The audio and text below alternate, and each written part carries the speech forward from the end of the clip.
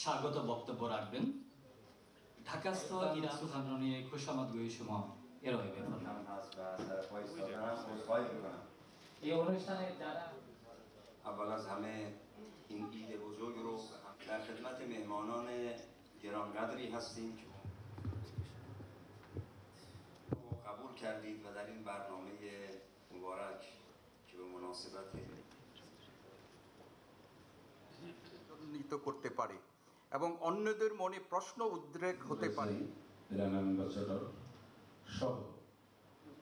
India, greater India, ancient India এসে সবচেয়ে যে বেশি বড় কাজটি এবং যে در سوره انبیا آیه 107 می‌فرمایند ما تو را جز برای رحمتی برای جهانیان نفرستادیم। ওই সূরা আম্বিয়া বলেছেন যে আমরা মহান আল্লাহ বলেছেন যে আমি তোমাকে রহমত ছাড়া আর কিছু রহমত স্বরূপ পাঠিয়েছি। این آیه به رحمت عامه پیامبر صلی الله علیه و آله و سلم اشاره دارد। এটা মহানবী সাল্লাল্লাহু আলাইহি ওয়াসাল্লাম উদ্দেশ্য করে বলেছেন যে তাকে এই পৃথিবীতে রহমত স্বরূপ প্রেরণ করেছেন। یعنی رحمت ایشان شامل همه بشریت می‌شود। অর্থাৎ তার রহমত সারা বিশ্বের সমস্ত মানবতার জন্য তিনি রহমত স্বরূপ এসেছেন। اعم از مؤمن، مسلمان و یا حتی غیر از آن।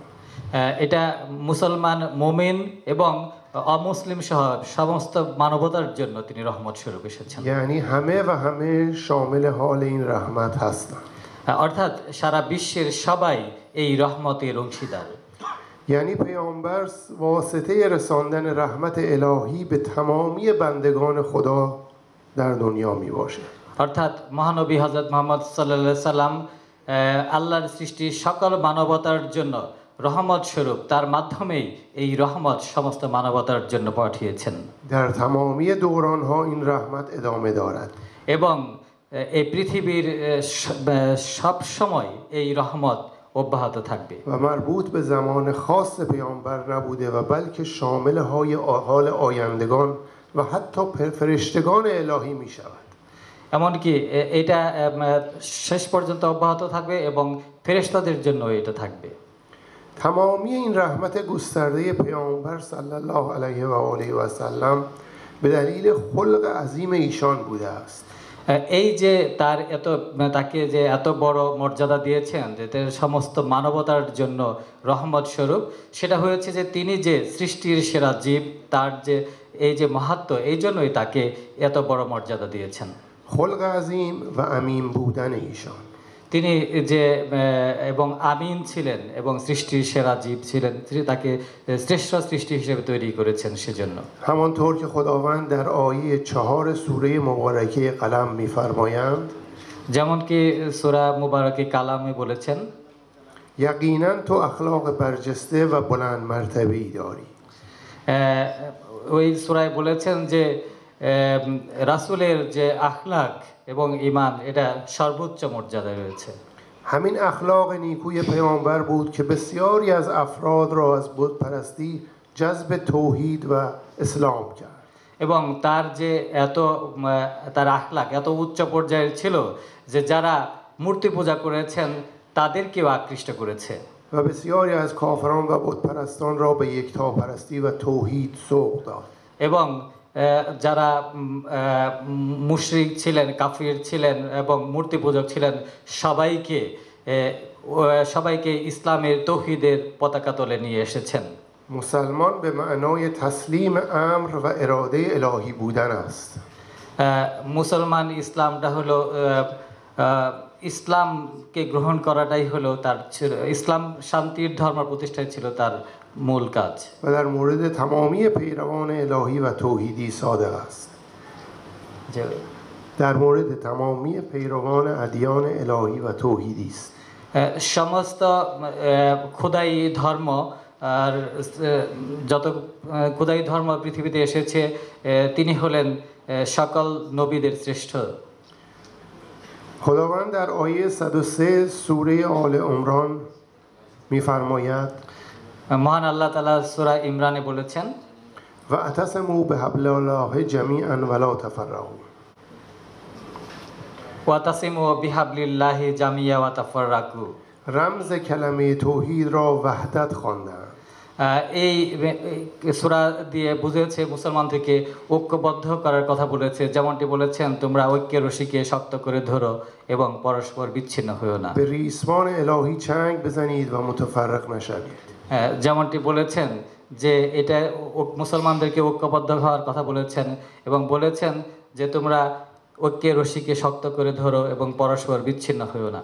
و البته این نیاز روز جوامع اسلامی و کشورهای مسلمان است. তো এইটা আসলে বর্তমান সময়ে যে সারা বিশ্বের মুসলমানদের জন্য এটা এখন জরুরি হয়ে পড়েছে। মুসলমানদেরকে রাসূলের এই কথা অনুসরণ করে ঐক্যবদ্ধ হতে হবে। اینکه جوامع و کشورهای اسلامی متحد و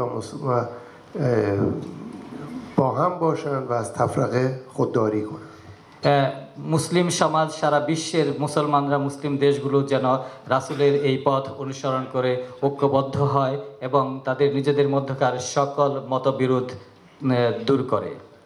پیامبر صلی الله علیه و آله و سلم برای پر کردن بزرگترین نقصان بشریت یعنی اخلاق و همدلی در سایه توحید برگزیده شدند. মহানবী সাল্লাল্লাহু আলাইহি সাল্লাম তার জীবনে তার যে সদাচরণ, তার যে আখলাক চরিত্র এর মাধ্যমে মানুষের মধ্যে একটা উদাহরণ হয়ে তুলে ধরেছেন যে মানুষে মানুষে ভালোবাসার ঐক্যবদ্ধ হওয়ার। پیامبری که دغدغه‌شان ایجاد و تأسیس امت واحده بود. তিনি ছিলেন ইসলামী উম্মার কে ঐক্যবদ্ধ করার একজন মডেল و چه حکیمانه از آینده بشری آگاه بودند. এবং আগামী দিনের মানুষের জন্য, মানবতার জন্য তিনি ছিলেন একজন মডেল। که پیروزی هر ظلمی در شکاف و تفرقه است. এবং যে কোনো ধরনের মতবিরোধের বিরুদ্ধে তাকে অনুসরণ করলে তারা অবশ্যই বিজয়ী হবে।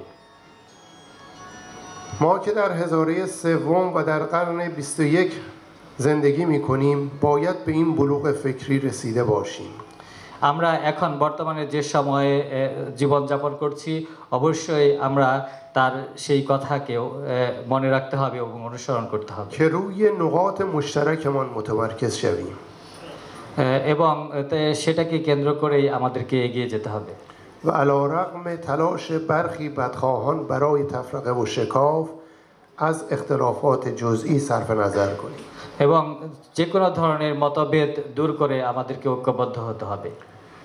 در پایان به این نکته مجدد تأکید می‌کنم که اگر چنین کنیم وحدت کلمه رمز توحید است. এবং আমরা বলছি যদি এটা করি তাহলে বাহদাতের যে কথা সেটাই আমরা অনুসরণ করলাম। و رسیدن به این وحدت و دوری از تفرقه چاره حل بسیاری از مشکلات جوامع ما مسلمانان است. এবং আমরা যদি রাসূলের এই পথ অনুসরণ করে নিজেরা ঐক্যবদ্ধ হতে পারি এবং নিজেদের মধ্যকার সকল মতবিরোধ দূর করতে পারি তাহলেই আজকে বর্তমান বিশ্বে, মুসলিম বিশ্বের যে সমস্যা রয়েছে সেই সমস্যার সমাধান করা সম্ভব। در پایان اجازه می‌خواهم چند بیتی از شیخ سعدی مصلح الدین شیرازی رحمت الله علیه برای شما قرائت کنم، بخوانم. এখন আমি আপনাদের অনুমতিক্রমে বিখ্যাত কবি শেখ সাদির কয়েকটি লাইন পড়ে শোনাতে চাচ্ছি। البته اشعار ایشون به شدت سخت هست برای ترجمه ولی اجازه بدید که به هر حال آنچه که به بهترین شکل ترجمه شده برای شما بگم. যদিও কবি শেখ সাদির কবিতা খুবই উচ্চমানের, এটা অনুবাদ করা অনেকটা কঠিন, তারপরেও দেখি যতদূর করা যায় আর কি। Human beings are like members of the same group since they were all created from the same essence. Who by heart future on limb is oppressed, the other members lose their wounded vest. If they felt not for others' misery, a child of Adam is no name for thee. اعضای یک پیکرند که در آفرینش ز یک گوهرند، چو عضوی به درد آورد روزگار، دگر عضوها را نماند قرار. تو که از محنت دیگران بیغمی نشاید که نامت نهند آدمی. من در پایان مجددا از برگزار کنندگان این جلسه، از حضار محترم خصوصا جناب آقای خالد حسین مشاور محترم امور مذهبی تشکر و قدردانی میکنم. সেটার সংক্ষেপে আমি বলছি, সেটা বলছেন যে আদম সন্তান হলো একই দেহের বিভিন্ন অঙ্গ প্রত্যঙ্গের মতো। এই একটা অঙ্গে যদি ব্যথা পায় তাহলে অন্য অঙ্গও সেই ব্যথা অনুভব করবে। মানব সন্তানটা এরকমই, যদি পৃথিবীর কোনো প্রান্তে যদি কোনো মানুষ আক্রান্ত হয় বা কষ্ট অনুভব করে, সেই কষ্টে যদি অন্য প্রান্তের মানুষ যদি ব্যথিত হয় তাহলেই তাকে প্রকৃত মানুষ বলা যায়। আর যদি অন্যের কষ্টে সে ব্যথিত না হয় তাহলে মানুষ বলা যায় না। এটাই ছিল ওনার কবিতার মূল কথা।